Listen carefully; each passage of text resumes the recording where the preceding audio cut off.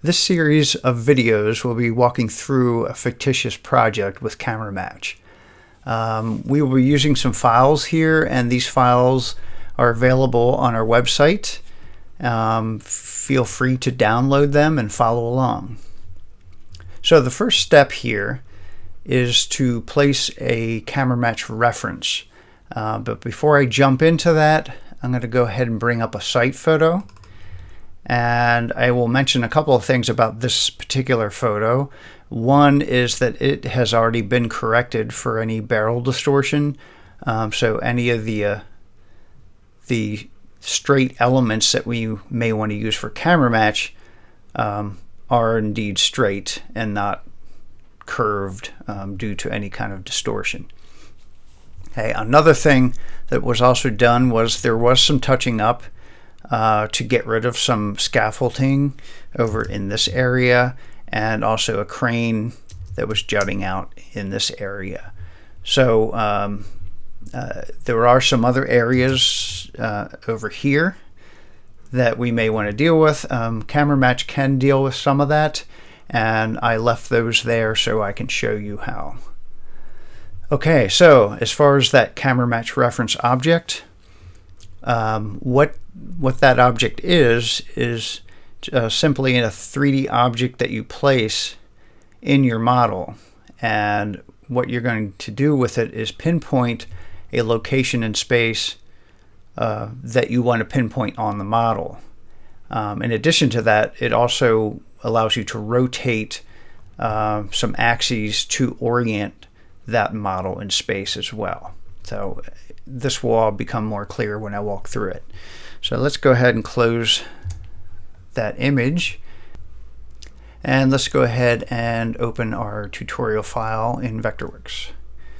Okay, in this file we've got 3 design layers, and the one layer here is simply the existing model, and this model was found online and imported just for reference and cleaned up a bit, but realistically we didn't need to do all that. If we knew the dimensions, we simply could have just created a mass model.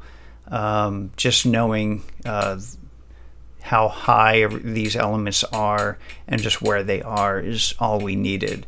So we could get by without all these columns and things that complicate the file. But for this tutorial, we're going to just leave all that in there.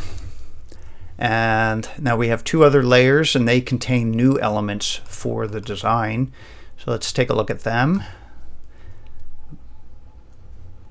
Okay, this layer, we've got just some window elements here, or storefront type elements. It's simply just window objects here. It was just to get the point across, and a few other elements in here, a couple of walls, and a few image props, and a car over here. And we have one other layer, and it's mainly just roof objects here, with some more glass in there and some signage. And this was just an element here to create shadows onto the windows. So that's it. We really were just interested in what was going to be visible in the rendering. And so if we can bring all this on at the same time, you can see here the complete model.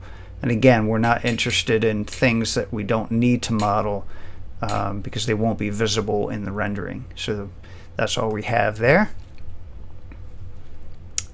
Okay, so as far as that CameraMatch reference object, we need to pinpoint that on this model, and we're also going to locate it in the CameraMatch object on the photograph.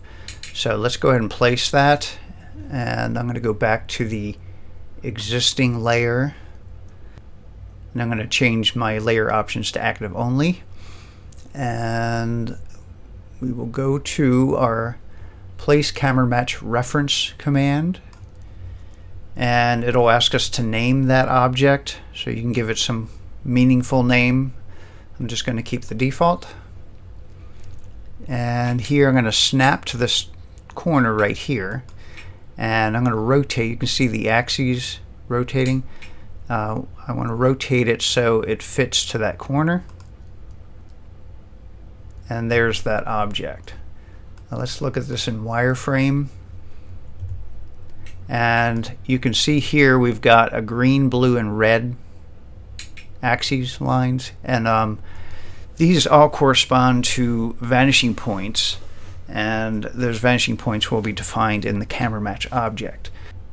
The red axis is pointing along horizontals in the model that we will use in the photograph to define the right vanishing point.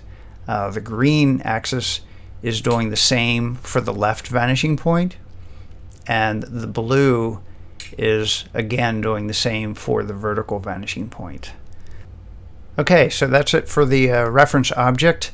The next step will be creating a viewport and placing a CameraMatch object.